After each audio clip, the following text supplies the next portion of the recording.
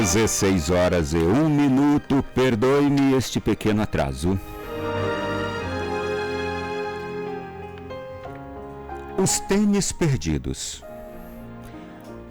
Uma família tinha acabado de se mudar para uma nova casa e durante a primeira semana todos cuidavam da organização dos móveis, objetos e pertences pessoais. Depois de procurar seus tênis e não ter encontrado, o filho adolescente perguntou: Mãe, você viu uma sacola de plástico onde eu guardei todos os meus tênis novos? A mãe respondeu lá da cozinha: Não, filho. Quando organizarmos toda a mudança, certamente vamos encontrar. Depois de uma semana, as coisas já estavam mais ou menos em seus lugares e o saco dos tênis ainda não tinha aparecido.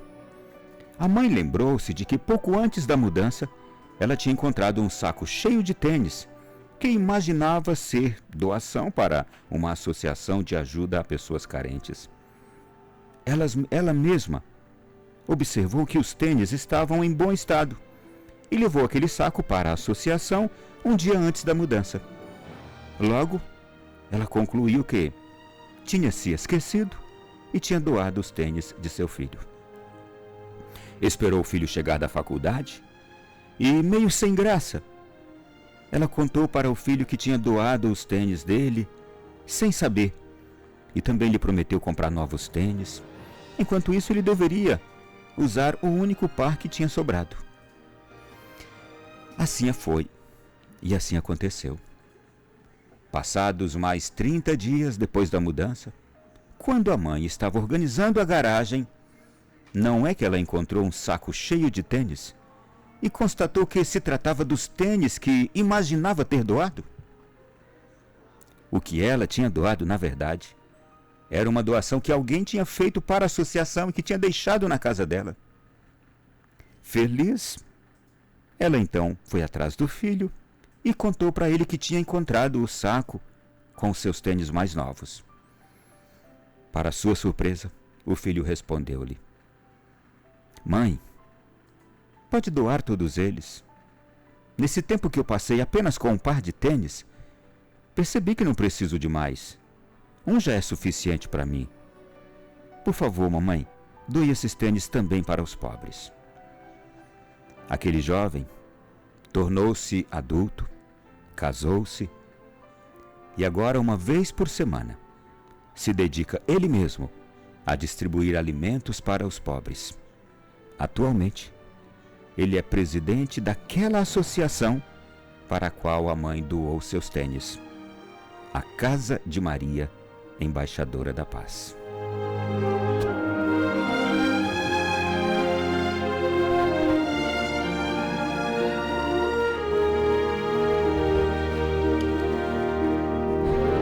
Meu irmão, minha irmã,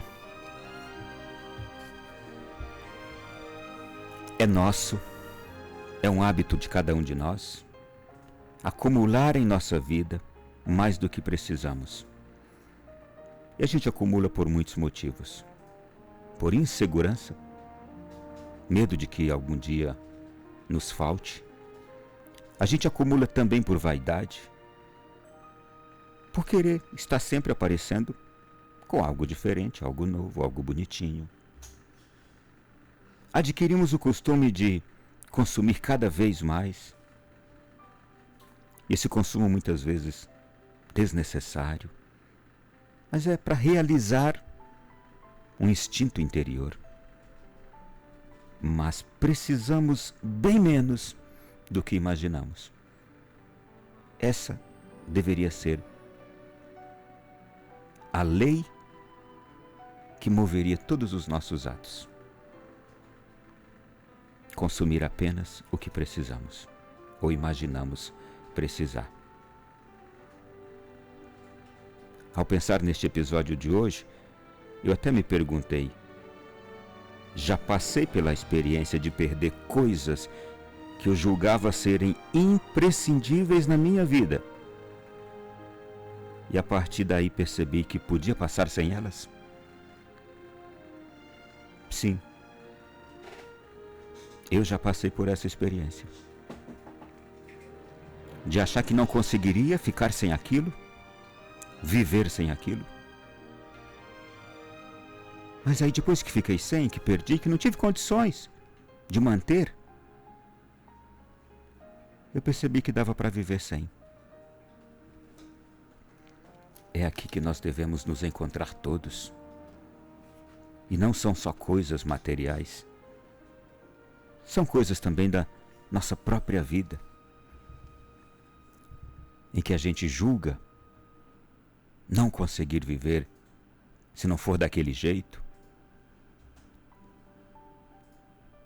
se não fizer as coisas do jeito que eu penso, do jeito que eu entendo, eu não vou conseguir. Se alguém não me atender daquele jeito que eu gostaria, se alguém não fizer por mim aquilo do jeito que eu pedi, não tá bom. E termina que a gente vai perceber que, se não tiver jeito, tá bom. Sabe uma outra coisa importante? Gente, todos os recursos naturais que nós temos no mundo, todos, alimentos, água,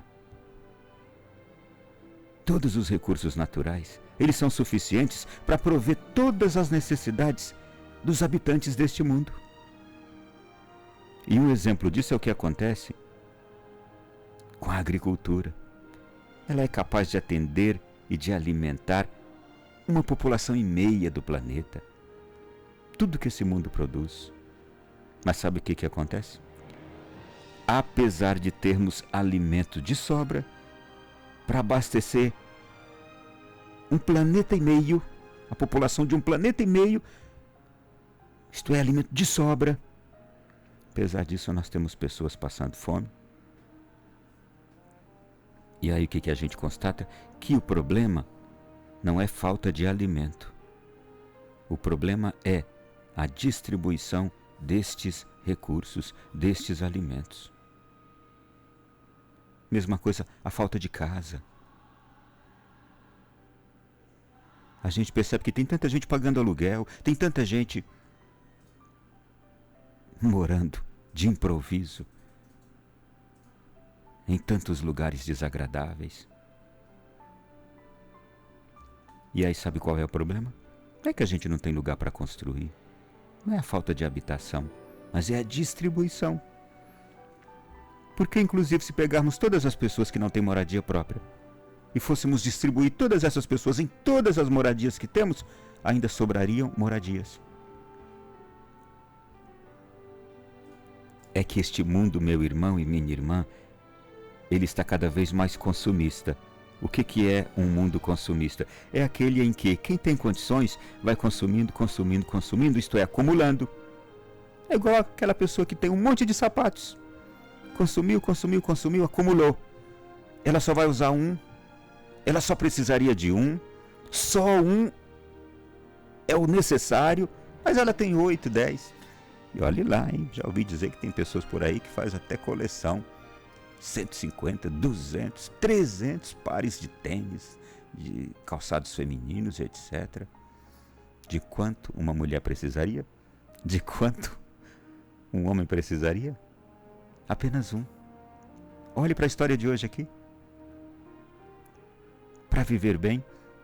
E olha, e se essas pessoas que têm essa capacidade de consumir tanto fizessem doação para todos os outros que não têm? Aquele que tem 150 pares de sapato poderia deixar 150 pessoas descalças, calçadas. Veja que beleza. É que esse mundo moderno, meu irmão, ele está cada vez mais consumista. Ele pensa muito em si.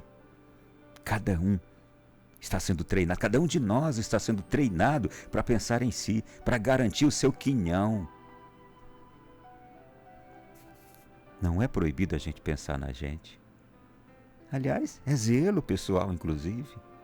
É dever eu cuidar de mim. Mas quando isso se torna consumismo, quando isso se torna personalismo, egoísmo, é que está o mal. O mundo de hoje também, ele vai incentivando em nós o desejo de obter coisas que ao longo do tempo se tornam inclusive pesos em nossas vidas, vão nos atrapalhar. O comércio agora, você viu aí na Black Friday, desenvolveu estratégias de vendas capazes de convencer qualquer um a comprar alguma coisa que nem precisava. Mas era Black Friday, olha o preço, desconto, olha o tamanho do desconto, eu vou comprar. Nem precisava, mas o comércio é especialista em convencimento. E tem até gente especializada em descobrir técnicas para induzir o consumidor a comprar certos produtos no mercado, associando esses produtos à sensação de uma realização pessoal, de felicidade. Você já viu essas propagandas? Se você comprar aquilo ali, a sensação de realização pessoal que você vai ter, aquele carro do jeito que você sempre sonhou. Se você vai ser feliz comprando aquela Trailblazer. Meu irmão e minha irmã, esse cenário do mundo de hoje, ele além de causar um impacto negativo na vida de cada um de nós, ele provoca para um desequilíbrio tão grande social. Vai nos tornando pessoas muito diferentes na sociedade. Aí há uma grande diferença entre você e eu e aquela pessoa que está lá debaixo daquela marquise, daquela farmácia, e ela dorme ali dia e noite. E ela vai pedindo ajuda na porta daquela farmácia. Vai criando um desequilíbrio tão grande entre você e eu e aquela pessoa que todos os dias está na porta daquele restaurante. E aquela pessoa que todos os dias você passa no seu carrão, ela está ali debaixo daquela ponte, uma barraquinha toda segura, né? Feita de papelão. Nossa. E ela está ali. Olha o desequilíbrio que este mundo vai fazendo. E aí você imagina Deus olhando para mim, para você lá do céu, e olhando para aquela pessoa. Nossa, como Deus está feliz, hein? Vendo a mim, vendo a você aqui, uma vida tranquila. E vendo aquela pessoa debaixo daquela ponte, daquele jeito. Ele não vê diferença, não é? Vê tudo, meu irmão. Ele vê sim a diferença. É o mal que nós mesmos vamos causando a nós. É o mal que nós homens estamos causando a nós mesmos. Sabe, a gente precisa bem menos do que a gente pode imaginar. E nós somos sim capazes de viver com poucos sapatos ou com um par de sapatos só. Com menos roupas também. Somos capazes de viver com menos móveis, principalmente com menos cargos, com menos funções. Somos capazes de viver com menos horas de trabalho. Olha para os índios. Eles desenvolvem um estilo de vida simples, leve, mais leve do que o nosso. Não tem acúmulos de bens materiais. Estão lá vivendo há séculos. E eles inclusive desenvolvem ali cultura de solidariedade, sem desperdício, sem excesso. Claro que eu estou falando dos índios nativos, aqueles que vivem ali, de fato, como em séculos. Já temos alguns aí que já são muito mais sociáveis, vivendo já na cidade. Não estou falando desses.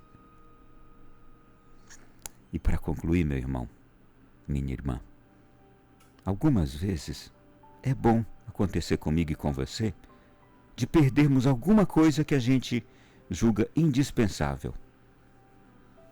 Porque assim nós vamos perceber que aquilo não é tão importante assim na nossa vida.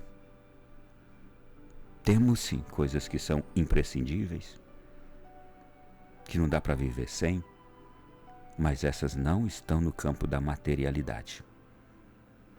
Não dá para a gente viver sem.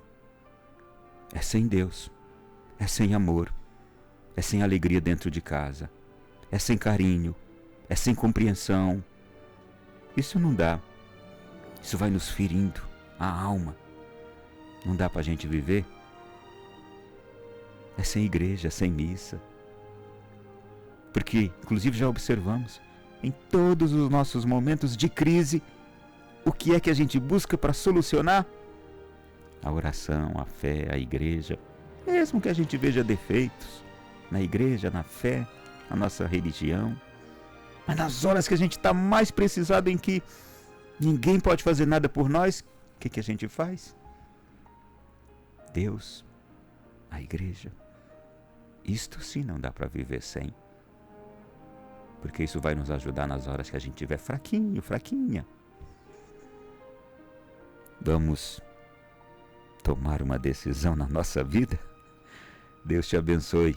Já começou o programa de hoje.